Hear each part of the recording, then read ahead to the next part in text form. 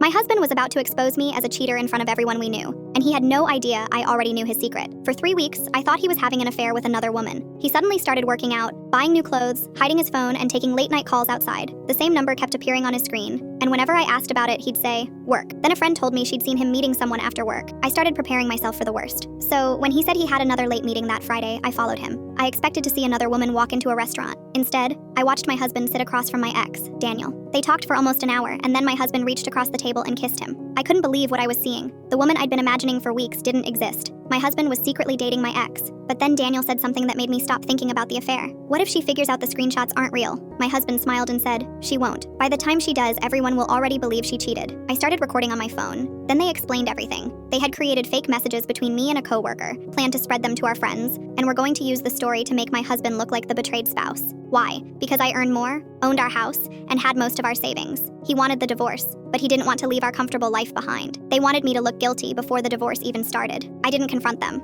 I went home, acted like I knew nothing, and waited. A week later, my husband announced a party with all our closest friends and said he was finally going to tell everyone the truth. That night, he stood in front of the room and put the first fake screenshot on the TV. 3 friends immediately looked at me like I was disgusting. My husband smiled and said, "There's a lot more." I stood up and said, "Actually, there is." I took the remote from the organizer and switched the screen. His face changed instantly. Then everyone heard his own voice discussing the fake screenshots, my money, and how they planned to turn everyone against me. Nobody moved. Daniel tried to leave. My husband started begging me to stop the recording. I let it play until the very end. Then I handed him divorce papers and said, "You wanted a divorce, so I'm giving you one. But if you spread one more lie about me, I'll release everything you just admitted to." He stared at me and whispered, "Please." I put the papers on the table and said, "You wanted me gone. Now you never have to see my face again." Then I walked out and left them standing in front of everyone they'd planned to fool.